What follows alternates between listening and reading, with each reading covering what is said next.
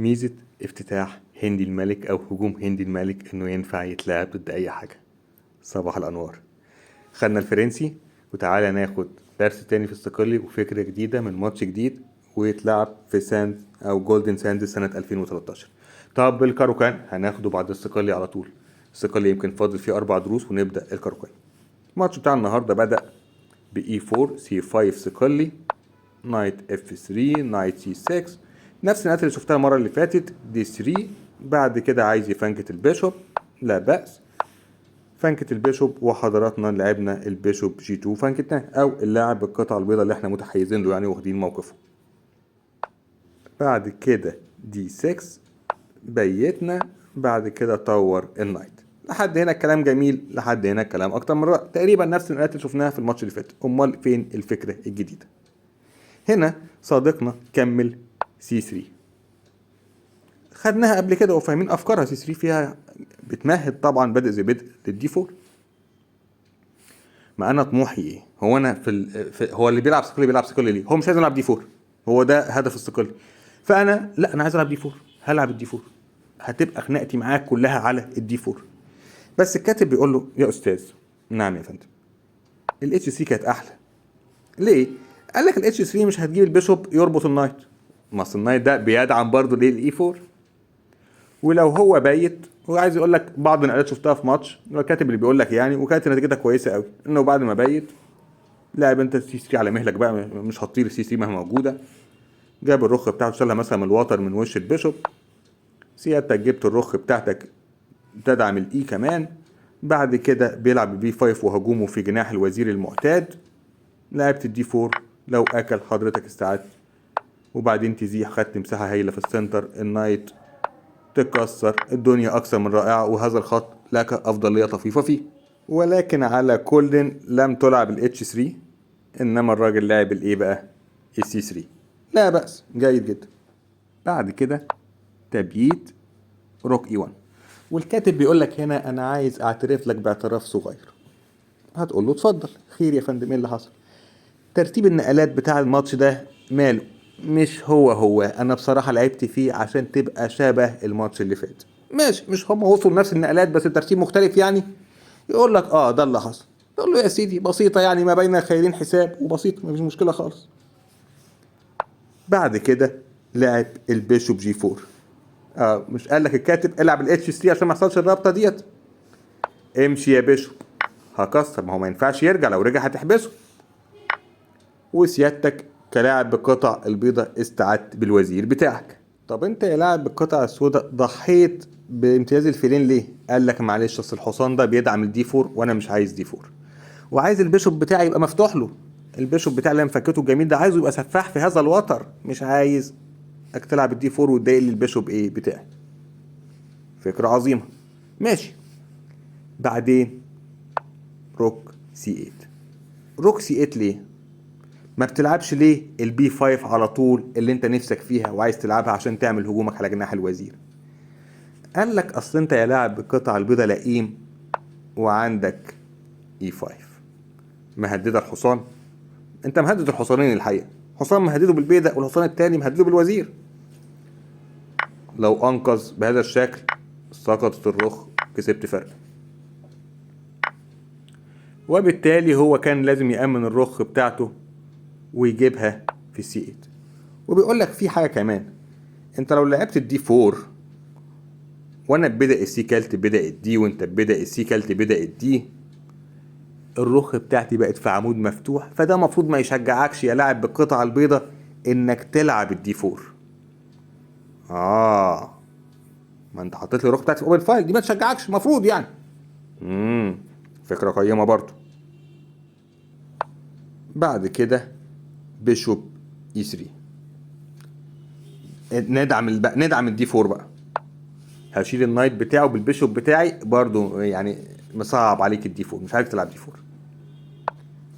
نايت دي 2.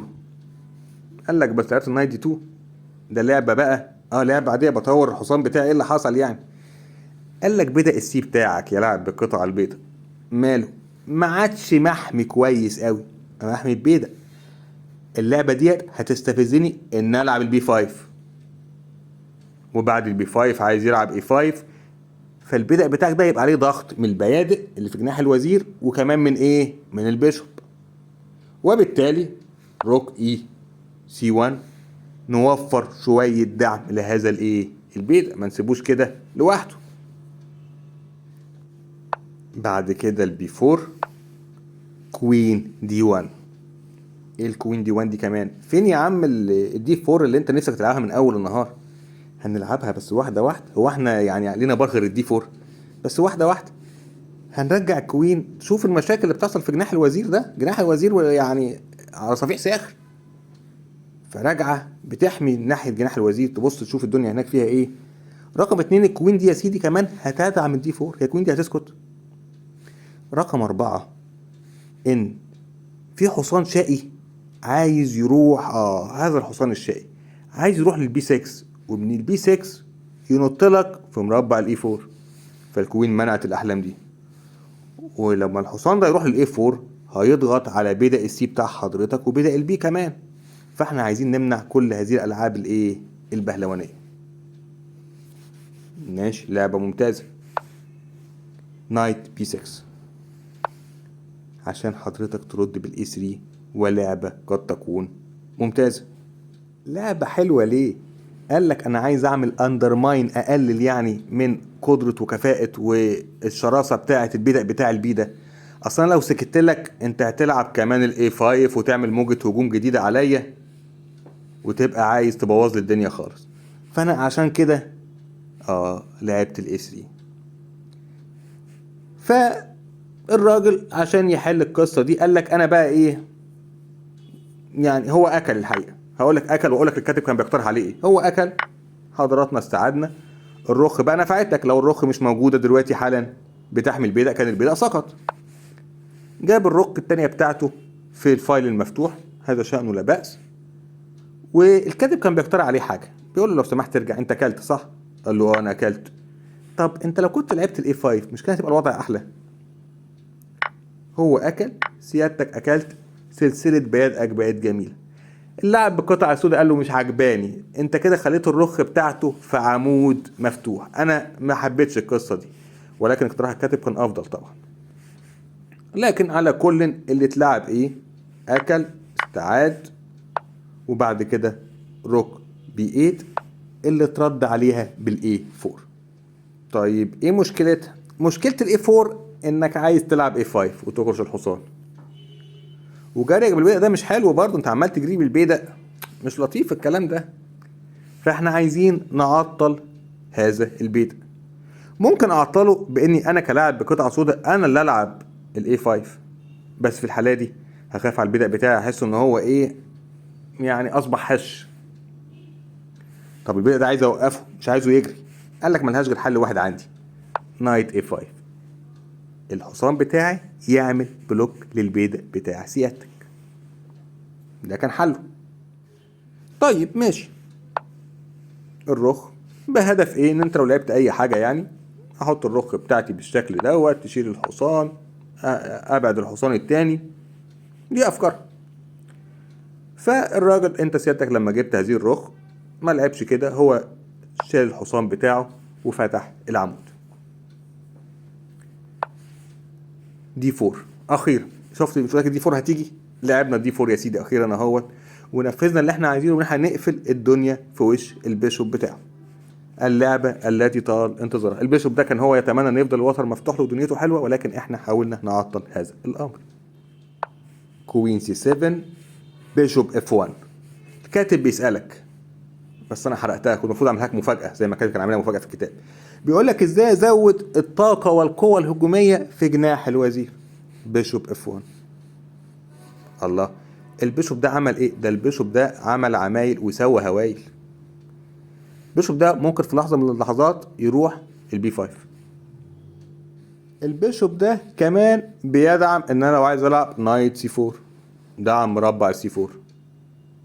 في حين ان ياول ده البيشوب بتاعه اللي هو المفروض بيشوب التنين، الدراجون سيسيليان، الراجل هذا البيشوب الكاتب وصفه بكلمه وحشه قوي. قال لك از ميوت. عارف ميوت ده لما تيجي على التلفزيون كده تعمل ميوت، يعني بتسكت الصوت. صامت صامت، يعني كلمة الحقيقة تحمل الكثير من الشعر. ماشي، أكل استعاد، الرخ التاني كلنا استعاد. بعدين البيشوب الله بيحمي مثلا النايت، النايت التاني أكل، الوزير استعاد. بعد كده نايت F6. وهنا الكاتب بيقولك ممكن أسألك سؤال؟ تقول له اتفضل يا فندم اسأل، ده مكانك حضرتك، ما تستأذنش حضرتك، ايه العب او اسأل على طول. بيسألك ويقولك الا بالمناسبة مين اللي استفاد من موجة التكسيرات دي؟ اللاعب اللي بيلعب بالقطعة البيضاء ولا اللاعب اللي بيلعب بالقطعة السوداء؟ ولا الموضوع متعادل محصلة بعضها؟ بيقولك اللاعب بالقطعة البيضاء يكاد يرقص من الفرح. يكاد يرقص، الراجل الانجليزي بيقول كده، بيقول كده الراجل الانجليزي، انا اللي بقول يعني ما تحرجنيش. ليه؟ قال لك دلوقتي حالا انا لما تخلصت من كل القطع ديت انا بان تفوقي، وبان المشكله اللي عنده اللي هي خاصه بايه؟ بالبيشوب بتاعه الصامت الساكت ده. رقم 2، انا في وسط هوكة التكسيرات ديت انا شلت الحصان اللي كان واقف في وش البيدق وبيعوق تقدمه. هو صحيح مش بدأ سالك بس له مستقبل.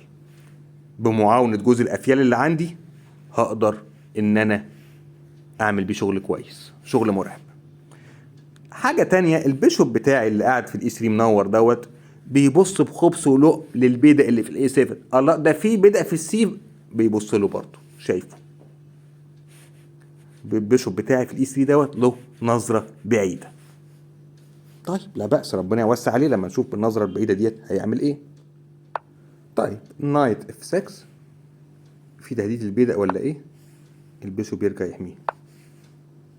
اتش 5 كوين بي 5، وبعد كده اكل استعد. كوين سي 8، كوين سي 8 في ضغط على البيدق. طب لو كان لاعب لعبه زي مثلا نايت دي 7 كنا بمنتهى الهدوء هنزيح لاي 5، لكن هو الراجل بالكوين بتاعته في ضغط شويه على البيدق بتاعنا بتاع الاتش. عندنا خطه تانية اي 5. ايه الخطه في اي 5؟ هو لو اكل ايه اللي هيحصل؟ هنستعيد اولا في تهديد الحصان والبيدق. هذا البيدق البيشوب بيبص له بلقم. طب لو شال النايت تحت كده برضو حضرتك ممكن تلعب. الله، طب ما هو ياكل. هو ليه ما ياكلش بالوزير اصلا؟ لو اكل بالوزير الحصان تعيش انت يا حاج.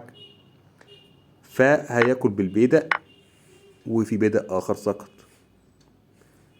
فما كانش هينفع الموضوع ده خالص. لذلك الراجل عمل ايه بقى؟ نايت اتش 7. طب احنا نكمل بايه؟ الوزير بتاعنا جبناه على طول للدي 5. هل يوجد تهديد في هذه اللحظة؟ هتقولي مبدئيا البيدق متهدد على حس الرابطة، كوين رابطة البيدق.